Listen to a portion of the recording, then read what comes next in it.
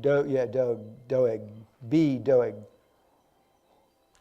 Number 2, how many priests were killed by the Edomite at Nob?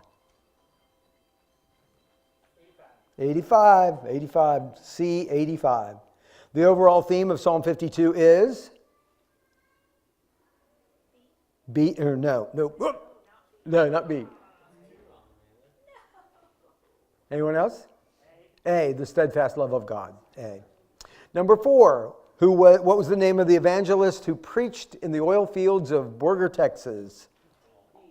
D, both Rolf Bernard. Number, what?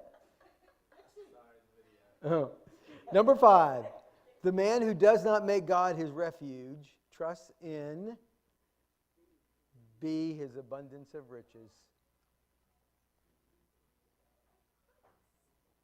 Okay, and now the memory verse. But I am like a green olive tree in the house of God. I trust in the steadfast love of God forever and ever. Yep. Yeah, you got those 5. Did we get any 10s? Jacob?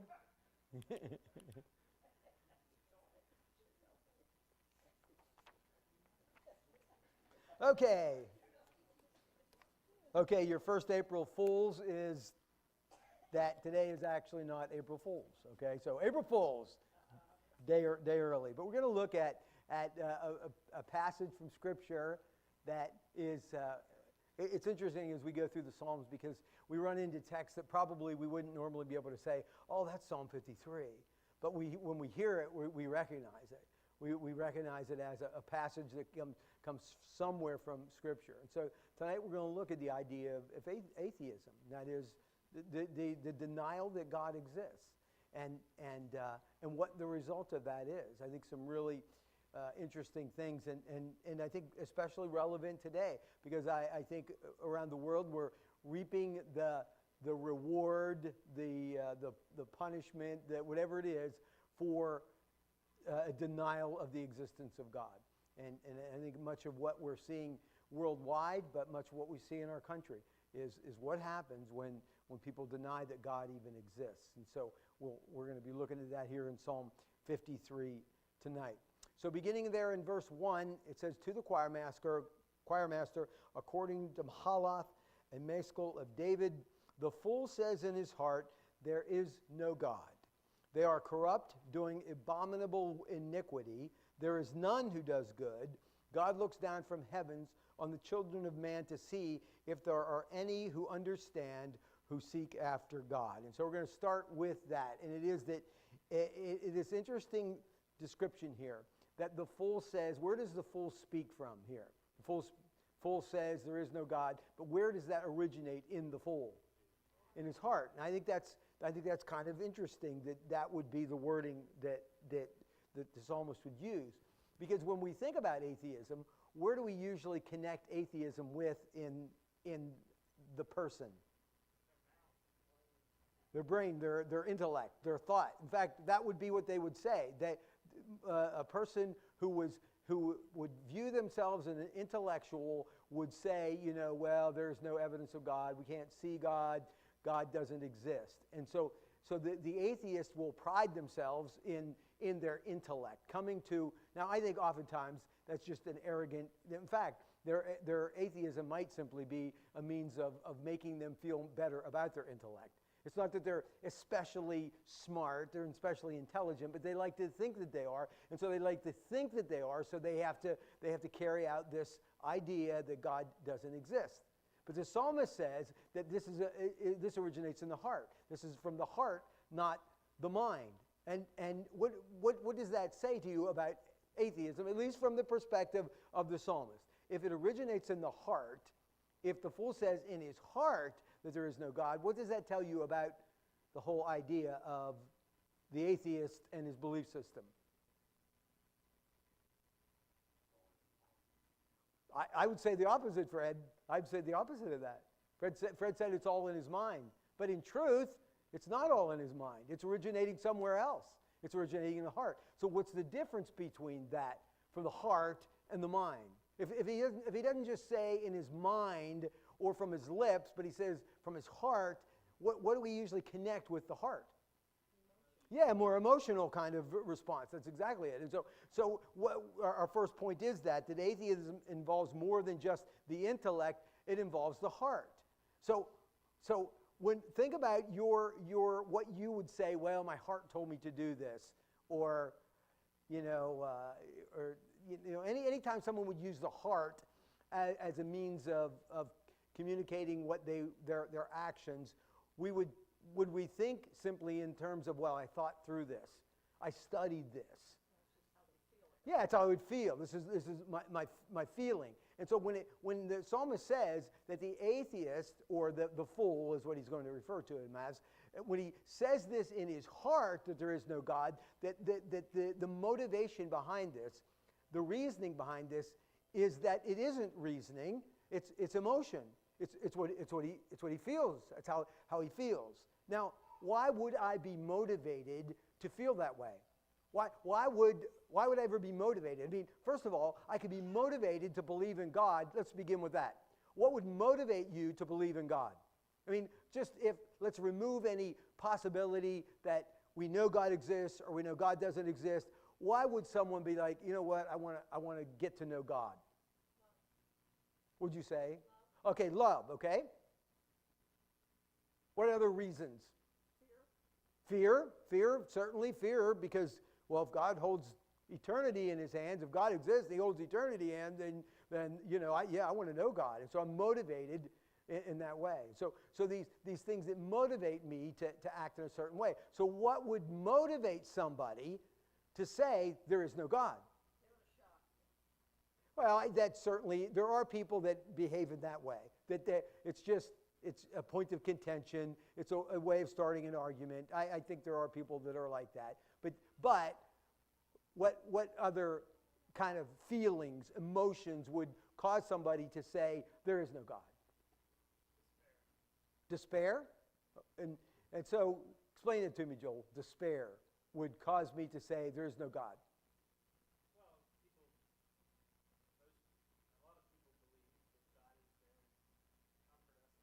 Yeah, and they aren't. Okay. Okay, all right. So when life is tough, when life stinks, and we're in despair, we would think, well, if God really cares about me, he would do something about my situation. And since my situation's not changing, then that would mean what? God doesn't exist. He must not exist because he's not doing anything about the problems I find myself in. But those things are those are not of the intellect. Those are of our human emotions. This is the way I feel. And so other things that might cause us to not want to believe that there's a God would be kind of along with what Shirley said a little bit ago. Fear. It's like, well, if there is a God, then I'm in trouble, right? Or if there is a God, I can't do what I want to do. And so those things will cause us to take a position that defies the intellect and is purely based on emotion, on the heart. And I would say this, sure, there are smart people who have intellectually looked at the existence of God and said, you know what, I don't believe there's a God. But I do not believe that is the majority position of those who do not believe. And we're going to look at other scripture that I think backs that up. That this is a willful act of the heart, not simply, I thought through this. Because if we've thought through this, we're going to come to a conclusion, there is a God, but that doesn't save us. But we've at least come to the place where we understood there is a God, and whether or not I'm going to seek after him, that's a whole different story, but I believe there's a God. And so the fool is the one that says, okay, there is no God. If God doesn't exist. And so atheism involves more than just the intellect. It involves the heart. So we go back to the text there in verse 3. They have all fallen away. Together they have become corrupt. There is none who does good, not even one. Okay, so because, okay, there's a connection here to declaring that God does not exist and how we react or respond or behave after that. And so the fool says this is true, there is no God, and then he says, here's what happens when that is declared. There's a falling away, and that doesn't mean somebody believed in God and now doesn't believe in God. It is speaking in a moral sense that there is a removal of any sense of right and wrong, and now I will do just whatever I want, and so it's just described in that. But I think it's important that we see this, that who is it that does good? According to that scripture?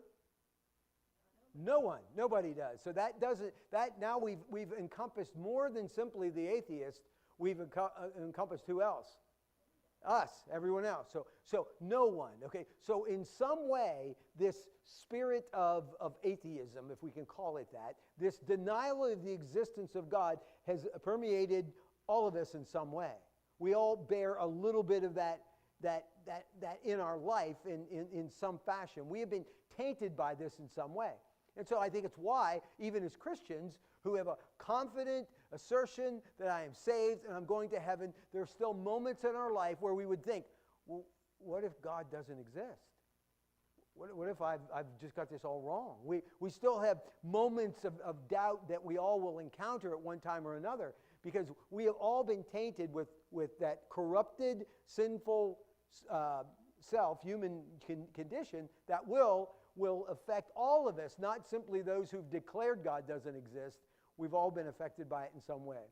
And so he says this, have those who work evil no knowledge, who eat up my people as they eat bread and do not call upon God.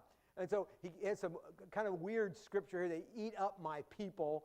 But I think, first of all, if God is speaking of his people, if David is speaking on behalf of God, of his people, who's he speaking of? Yeah, the Israel. He's speaking to the Jewish people. And so he say they're eating my people up. Now, what do you think that practically, literally would mean? They're not having, cannibalistic. And I would even say this, Fred, even beyond that, they're being consumed by others. Their evil is being perpetrated on his people.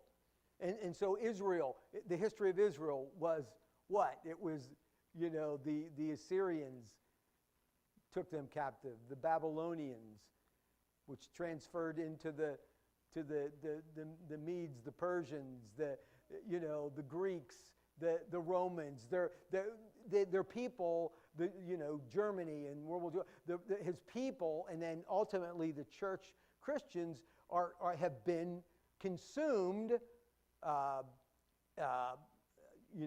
persecuted in some way, have always been the target of those that deny the existence of God. And so those that deny the existence of God, we're going to see as we walk through this, might say that, Christians start most of the wars in the world. Most of the people who die in the world is a result of Christians. But what we see that the peace-loving atheist is never peace-loving. The atheist will be the one that produces the carnage in the world. That's not to say that we don't oftentimes play a part in that.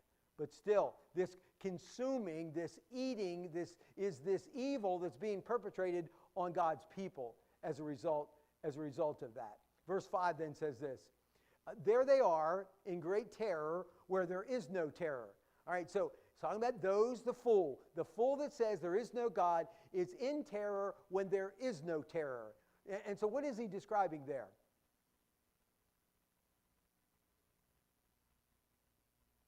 I'm afraid, but there's really no reason to be afraid. He's in the heart and the mind of those that would deny the existence of God are looking around and saying, "Look out for that. That's going to get you. This is going to be a problem." I'm trying to avoid getting too political here, but I look at the world that we live in today, and I see this. That those who would deny the existence of God are pointing at things in the world and saying, this is going to get you. This is going to kill you. And whether it's global warming, climate change, a pandemic. There's this horrible fear that points at everything and says that's going to get you. And so that paranoia really is what is described. That's literally a description of where I'm fearing when there's even nothing to be afraid of. And so he says, there they are in great terror where there is no terror. For God scatters the bones of him who encamps against you. You put them to shame, for God has rejected them. Oh, that salvation for Israel would come out of Zion. When God restores the fortunes of his people, let Jacob rejoice, let Israel be glad. And so as so often is the case in the book of Psalms, we start out with this, the fool. The fool says in his heart, there is no God. And what do we end with? The salvation that's coming out of Zion. This answer to the problem that was introduced at the beginning of the psalm. Now, here it is. The answer comes at the end. And so I want us to look through this from this idea of atheism and the denial of God's existence. And what we get described in here is a lot of atrocities, and we're going to look at other scripture to back that up too. A lot of evil and a lot of atrocities that emerge from that philosophy, that there is no God. And he describes it right away as he begins to describe them falling away and the sin that they're engaged in and the consumption of humanity as a result of this. And so atheism produces unimaginable sin and behaviors. Unimaginable sin and behaviors. And so when we would look at the world and try to figure out why are we destroying one another? Why are we fighting against one another? And so in this text, he's showing us that war